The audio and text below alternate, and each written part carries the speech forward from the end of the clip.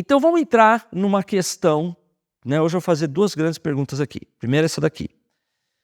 E por que eu falei de sofisma e por que eu falei de arrependimento? Porque em torno desse tema, a gente veio falando, né, da semana passada também sobre saúde e tal, existem sofismas a respeito de saúde, de cura divina. Então eu começo com essa pergunta. É da vontade de Deus curar doenças, curar enfermidades? O que você acha? Abra o seu coração. Por que você acha que sim, Cida? E quando não cura? Será que é da vontade de Deus curar? Ou alguma vez sim, uma vez não? Tem horas que é da vontade de Deus, tem horas que não é da vontade de Deus. O que vocês acham? Então, quer dizer, Deus ele estabelece uns processos para a gente passar de doença, de sofrimento. Uma outra pergunta, ainda dentro desse contexto. Vocês acreditam que tem pessoas que têm mais capacidade para orar e curar outras pessoas? Umas mais do que outras? Vamos lá. Então, deixa eu fazer um raciocínio aqui com vocês. Tem aqui uma imagem, embaixo está escrito tempo. Nós estamos condicionados, né? Nós estamos contidos no tempo, né? Então a gente tem o mundo, né? Ele tem lá o passado, temos o presente e tem o futuro. É a lógica da nossa vida, o tempo passa, as coisas envelhecem. E eu coloquei aqui duas divisões que estou considerando o início do mundo, né? A criação de todas as coisas, a fundação do mundo. Então a gente está falando de uma eternidade passada, tá certo? E tem um dia que essa brincadeira vai acabar e a gente não vai ter mais relógio, que vai ser a eternidade futura. Quanto tempo vai durar a eternidade futura? Não faz sentido essa pergunta, porque não vai existir tempo. Como também, quanto tempo, quando é que Deus surgiu? Né? Qual foi o início de todas as coisas? Não faz sentido. Porque o tempo foi alguma coisa que Deus fez para a gente, né? Um dos atributos de Deus está lá em Isaías, maravilhoso, conselheiro, Deus forte, Pai da eternidade. Então Deus, ele não está debaixo do tempo, ele está acima do tempo. Deus não está condicionado pelo tempo. Deus é antes. Não, Deus não é antes, porque antes eu estou comparando alguma coisa com o tempo. Então Deus não está debaixo do tempo. Eu coloquei aqui a cruz, mais ou menos, né? Contar de hoje, 2000 anos para trás. Então vamos dizer assim, nessa linha de tempo criada por Deus, a cruz ela se encontra aí nesse período aqui, 2000 anos atrás, mais ou menos. Porém, eu coloquei 3 textos aqui que falam uma coisa bem interessante, que bagunça a nossa lógica de tempo. Também nos elegeu nele antes da fundação do mundo, para que fôssemos santos e irrepreensíveis diante dele em amor. Então Efésios fala de um momento aí, né? De um ponto que é antes da fundação do mundo. E adoraram todos que habitam sobre a terra, esses cujos nomes não estão escritos no livro da vida, do Cordeiro, presta atenção, que foi morto desde a fundação do mundo. Percebe que no primeiro verso está antes da fundação do mundo e aqui está desde. Esse desde, ele é mais para antes do que desde, né? Ele tem a ver mais com antes. Então, se a gente trocar como algumas traduções tem, aqui está falando do Cordeiro que foi morto, antes da fundação do mundo. Quem que é o Cordeiro aqui? Jesus. Mas espera aí, quando que Jesus foi morto? No nosso calendário, 2000 anos atrás. Só que aqui está falando que o Cordeiro que foi morto antes da fundação do mundo. Outro texto. Porque nós, os que temos crido, entramos no repouso, tal como disse. Assim jurei na minha ira que não entrarão no meu repouso, embora as suas obras estivessem acabadas desde a fundação do mundo. A mesma palavra, podemos trocar por antes da fundação do mundo. E aqui, nesse texto de Hebreus 4, está se referindo quando o povo de Israel chegou na borda ali da terra de Canaã, e foram 12 espias espiar a terra, e no lugar deles entrarem para tomar posse da terra, eles ficaram com medo. E aí não entraram na terra, passaram 40 anos peregrinando no deserto. O que esse texto está dizendo? Que a obra estava preparada desde a fundação do mundo, era a conquista de Canaã, por parte do povo de Israel. Era a posse, isso estava preparado, mas eles não creram. Mas percebam que tanto a posse de Canaã não estaria ali na visão de Deus há, 4.000 anos atrás. Não, desde antes da fundação do mundo. Segundo esse texto aqui que a gente viu aqui em Apocalipse, O Cordeiro foi morto não há 2000 anos atrás, mas ele foi morto antes da fundação do mundo. Então percebam que a Bíblia, tem outros textos, eu peguei só esses 3. Ela fala desse momento antes da fundação do mundo.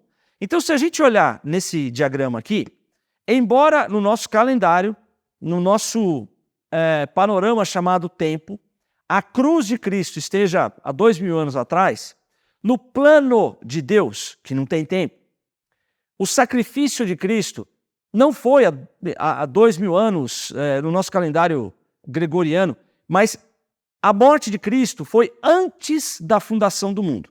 Mas peraí, Sérgio, como é que está aqui na história que há 2000 anos atrás está falando que é antes da fundação do mundo? Eu estou dizendo o seguinte, a concretização, a manifestação da crucificação de Cristo foi há 2000 anos atrás. Só que ele já foi entregue, ele já se entregou antes da fundação do mundo. E fica muito... lá em Mateus 8, tem uma passagem onde Jesus vai para a casa de Pedro, e ele cura a sogra de Pedro, aí no final da tarde aparece toda a cidade, uma multidão, e ele cura a todos e diz assim, para que se cumprisse o que o profeta Isaías disse, que ele levou as nossas dores e levou as nossas doenças. Só que Jesus, naquele dia, não tinha ido para a cruz ainda. E a profecia de Isaías fala da oferta de Jesus na cruz, mas isso foi antes da fundação do mundo, embora que no nosso calendário foi há 2000 anos atrás. Então, para não confundir, entenda o seguinte, 2000 anos atrás, Jesus sobe na cruz. Só que a obra dele já estava pronta antes da fundação do mundo. Senão, ninguém conseguiria ir para o céu, né? Até Jesus derramar o seu sangue, o pecado foi pago. E esse povo que morreu aqui, antes do derramamento de sangue, foi para onde? Então vamos lá, elas foram para o inferno porque Jesus não tinha morrido? Não, a Bíblia fala, lá na história de Rico e Lázaro, que ele estava naquele lugar, o Sheol, que significa lugar dos mortos, estava numa localização que era o seio de Abraão, o paraíso terrestre, né? Era ali um lugar provisório. Mas essas pessoas só subiram ao terceiro céu depois do derramamento de sangue. Mas se o sacrifício não tivesse sido feito antes da fundação do mundo, as pessoas não tinham qualquer solução para os seus pecados, nenhum. Mas acontece que ele já foi feito antes da fundação do mundo. Então não precisa ficar preocupado, falando, não estou entendendo isso direito. E nunca vai entender nem eu.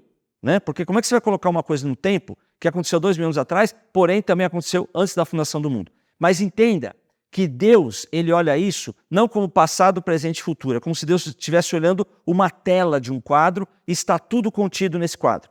Certo? Então não tem antes, depois, futuro, passado. Não, está tudo aqui. Aos olhos de Deus, tudo aconteceu ao mesmo momento. Notem, momento tem a ver com tempo, é para a gente. Eu estou falando que aconteceu ao mesmo momento para a gente entender um pouco como é que é esse negócio de Deus. Mas para Deus não existe tempo. Para Deus, ele já ofertou, né? Ele já fez a oferta do filho dele antes da fundação do mundo. Entenda uma coisa, que aquilo que Jesus fez antes da fundação do mundo englobou tudo para frente. O que eu quero dizer com isso? Quando Jesus morre pelos nossos pecados, ele perdoou quais pecados? De quem? Por quanto tempo? Os futuros também, Cida? O que você vai cometer amanhã, você acha que ele já perdoou o seu pecado? Hã? Ah, isso é beleza, então você vai sair daqui da igreja pecando, né? Tá tudo certo. Não faça isso, mas que é verdade, é verdade. Ele morreu por todos os pecados, de todos os homens, de todos os tempos, inclusive do futuro, certo? Então o perdão dele, que ele praticou lá antes da fundação do mundo, englobou todos os tempos, nossos tempos. Então olha só, pergunta, quando é que Deus decidiu perdoar pecados? Antes da fundação do mundo. Ok. Outra pergunta, quando que Deus terminou a obra que perdoou os pecados? Qual foi a obra que perdoou pecados? A cruz. Quando é que Jesus terminou a obra que perdoou os pecados? Quando que ele terminou essa obra? Olha esse texto aqui de Apocalipse, do meio, lá do final. Não estão escritos no livro da vida do Cordeiro que foi morto antes da fundação do mundo. Então, quando Jesus terminou a obra que perdoou todos os pecados? Antes da fundação do mundo. Mas não foi 2000 anos atrás? Mas ele já tinha sido oferecido, tanto é que em Mateus 8, ele cumpre a promessa de Isaías antes de ir para a cruz. Mas guarda isso aqui, embora seja confuso, guarda que ele terminou essa obra antes da fundação do mundo. A gente pensa assim, né? Jesus foi tentado 40 dias no deserto pelo diabo em pessoa lá, ao vivo em cores. E a Bíblia fala que ele foi tentado. A gente pensa, né? Eu sempre pensava assim, que ele foi tentado como eu, como você, né? Que ele ficou ali no limiar de ceder à tentação. Não, aquela palavra ali significa alguém que vai testar o ouro, sabe? Falar, esse ouro realmente é um ouro de 18 quilates. Então aquele teste de Jesus era para mostrar quem ele era. Jesus não ia cair em nenhuma tentação. Ele fica tranquilo, né? Nossa salvação não estava por um fio ali, né? Era Jesus, né, irmão? Então vamos lá. Agora essa pergunta, presta atenção. Foi da vontade de Deus perdoar os pecados? Eu estou falando, desde antes da fundação do mundo.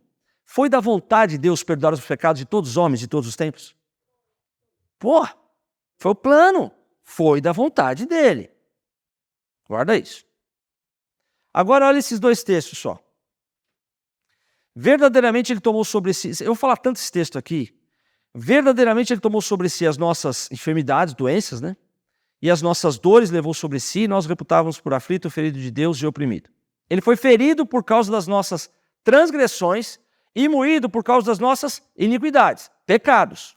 Então Jesus na cruz, ele foi ferido e foi moído por causa das nossas iniquidades, das nossas transgressões. Não para por aí.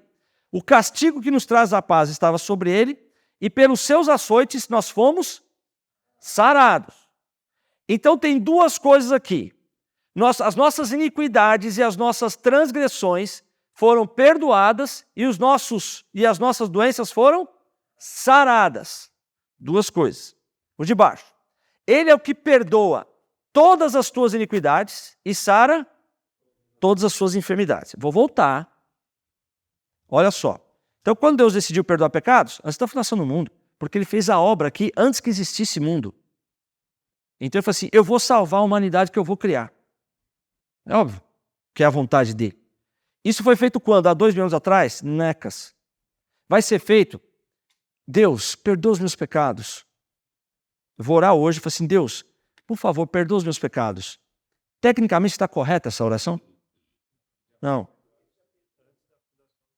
Esses dias, não é nem semanas, dias, eu vendo um culto aí pela internet. Irmãos, nós vamos ter um momento agora que a gente vai orar para perdoar os nossos pecados. Né? E uma ênfase naquilo, então o arrependimento e tal. Ah, mas é o que você falou, né? A gente está acostumado. Sofisma. Ah, isso não quer dizer nada. É perigoso você ter essa mentalidade, porque você sai daqui achando que Deus está bravo com você. Quando Isaías 54, ele fala assim, eu nunca mais vou ficar bravo com vocês. Não, porque Deus mandou Covid para julgar a terra, mandou avião lá na Torre Gêmeas para julgar os Estados Unidos, que tirou a Bíblia da escola. Porque João 3,16, vai, você sabe de cor. Porque Deus amou o mundo de tal maneira, para que todo aquele que nele crê não pereça, mas tenha a vida eterna. João 3,17. Aí bugou, hein? Mas Deus mas Jesus, repete aí. Vai, Ronildes. Não para condenar o mundo, mas para que o mundo fosse salvo por ele. Não, que Jesus mandando Covid para... Não, ele não veio condenar o mundo, ele veio salvar a gente. Está do outro time. Lembra que entrou Pedro e João, entraram lá em Samaria, não quiseram dar abrigo para Jesus. Falou, Jesus, quer que eu mando fogo desce do céu? Elias fez isso, posso fazer agora? Vocês não sabem que espírito vocês são, eu não vim para destruir, eu vim para salvar. Oh, mas o Elias não fez? Elias é Antigo Testamento, irmão. Nós estamos numa outra dispensação. Jesus já veio, certo? Quando Jesus ele faz isso aqui, engloba tudo, certo? Mas a gente viu aqui que na cruz ele fez duas coisas. Lembra que a gente falou semana passada sobre ceia? 2 elementos. O que é o primeiro elemento? Vamos lá, vamos começar pelo cálice, né, o vinho que simboliza o sangue e o pão que simboliza o corpo. Para que foi o sangue de Jesus? E o pão, o corpo? Cura. E aqui fala de duas coisas. Fala de perdão de pecados, ele levou as nossas transgressões e levou as nossas enfermidades. Tanto é que no Salmo 103 diz assim, é ele que perdoa todas as tuas iniquidades. Mas também, sara? Então eu vou repetir a pergunta. Quando é que Deus decidiu curar a doença, gente? Quando? Antes de coisar o mundo, exatamente. É antes de coisar o mundo. Então, antes de coisar o mundo, ele precisa estar perfeita. Ele decidiu curar. Você não vai perguntar agora para ele, Senhor, é da tua vontade curar dessa enfermidade? Não precisa perguntar. Porque se ele decidiu perdoar antes da fundação do mundo, as duas coisas foram juntas. Vamos lá. Quando é que Jesus terminou a obra e curou todas as doenças? Antes da fundação do mundo. Então, antes de coisar o mundo, ele olhou e Deus quis, a vontade de Deus é o seguinte, eu vou perdoar a humanidade, vou pagar o preço, mas eu vou perdoar a minha humanidade. 2, eu vou curar, eu vou dar cura para todos, eu vou dar a capacidade da saúde e da força para todos. Não faz sentido hoje, você diz assim, será que Deus me perdoa tudo, todos os meus pecados? Eu vou orar hoje, né, para perdoar pecados. Ah, Sérgio, mas não diz lá de confessar pecados? Diz lá em 1 João. Vou dedicar um dia inteiro só para falar sobre isso, para você entender o que é. Porque não dá tempo de você confessar todos os pecados. Se o seu pecado só vai ser perdoado se você confessar, você não lembra todos. Mas os de comissão, né? Os de omissão. Então, quando ele terminou, não estou dizendo quando ele vai terminar, será que é da vontade de Deus curar amanhã o enfermo? Não cabe essa pergunta, gente. Ele já terminou a obra de perdão e de cura antes da fundação do mundo. Então, se eu perguntar o seguinte, não é, mas foi da vontade de Deus curar doenças? Sim! Se foi da vontade dele perdoar pecados, e as duas coisas ele fez no mesmo sacrifício, foi da vontade dele curar doenças. Uma pergunta. Lembra quando, vou lembrar um fato, quando sequestraram a filha do Silvio Santos? Né? Aí pagaram o resgate, soltaram ela, foi a Patrícia, né? Soltaram ela. Lembra que pegaram o cara lá, o sequestrador? Não, vou contar a história antes. Como é que foi a história? Foi legal, aquilo é uma série. Vocês não eram nascidos, tem gente que não é nascido aqui. Então o que aconteceu? Sequestraram a filha do Silvio Santos, aí combinaram lá o valor do resgate, ele pagou, né, o resgate, aí soltou a menina, e aí teve a história, né? Depois ficamos sabendo da história. Acharam o cara no hotel, né? Só que o cara que achou ele, o investigador que achou ele, morreu. Porque, na verdade, o investigador foi lá não para achar ele, mas para pegar o dinheiro que estava com ele, né? Desculpa, mas acontece essas coisas no Brasil, gente. Eu sei que vocês não estão acostumados, mas acontece. Aí esse cara falou assim, matei um policial, agora eu tô lascado, eu não posso cair numa polícia. O que ele fez, vocês lembram? Ele voltou para a casa do Silvio Santos. Ele entrou na casa do Silvio Santos e aí manteve o Silvio Santos que fez, se dá. Aí foram lá, aí beleza, né? O Silvio Santos lá cantou pra ele, qual é a música, enfim, aí o cara se entregou. Aí um ano depois ele morreu de pneumonia na cadeia, o cara. Que dá, né? Coitado. Provocaram, né? De alguma maneira, mesmo que seja uma doença. Por que eu dei essa volta toda? Vamos supor que você queira, olha só que loucura, né? Mas você quer adoecer alguém. O que você faz para adoecer alguém? Vamos ver, qual que é talvez a doença mais fácil de causar em alguém? Intoxicação alimentar. O que você faz, Cida? Você faz um negocinho lá com coisa estragada. É legal, intoxicação é legal. Qual outra maneira de você adoecer alguém? Vamos pensar numa outra doença aí, o que é? Gripe. Como é que você pode provocar alguém a ter uma gripe? Ar-condicionado bem forte aqui, por exemplo. Então tem meios da gente talvez adoecer outrem, né? Você imaginou fazer isso com seu filho, com a sua filha? Não, pensa bem. Talvez você queira que seu filho ou sua filha entenda a dureza da vida, né? Passar por um processo de sofrimento. Então você inflige uma doença. Já fez isso, Ana? Não, pense em fazer com a Carol ou com a Vitória, né? Mas veja bem, Ana, ela pode aprender uma lição, né? Do que no sofrimento a gente tem lições. Talvez tenha que ficar internada no hospital, não é legal? É louco isso, não? E por que você acha que Deus faz isso?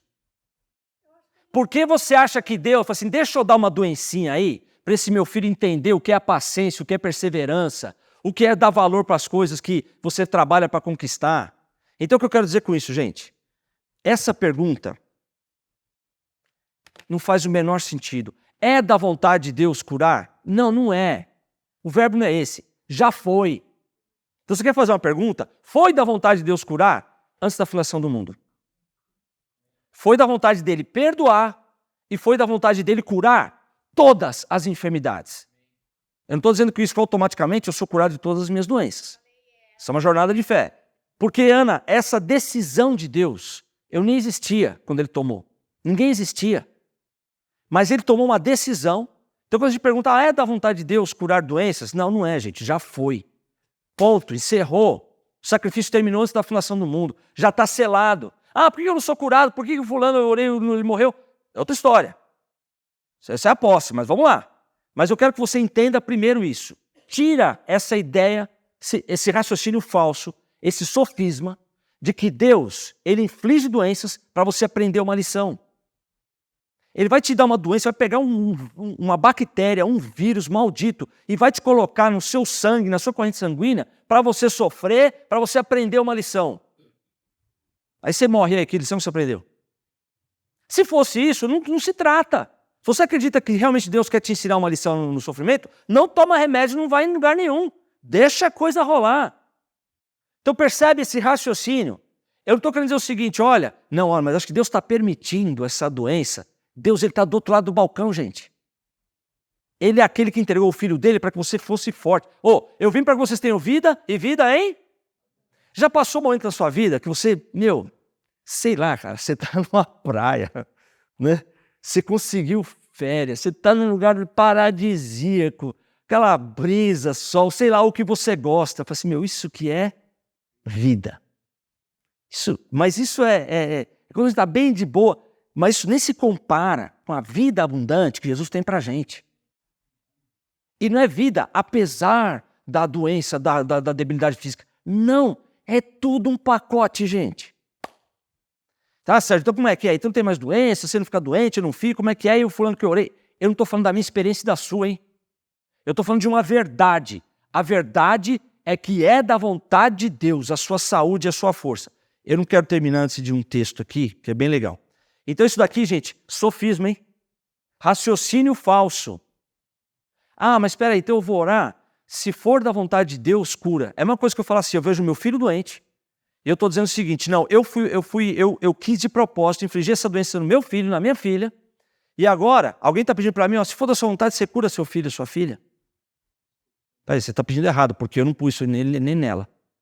E você não está entendendo nada. Olha o que eu fiz antes da fundação do mundo. Eu já dei a minha vida pelo seu filho e pela sua filha. Eu estou do outro lado, irmão. Eu estou do outro lado, filho. Eu não estou pondo nada no seu filho e na sua filha, não. Quem está pondo é o outro. Certo? É o outro. Então vamos lá, vamos junto. Então cuidado com esse sofisma.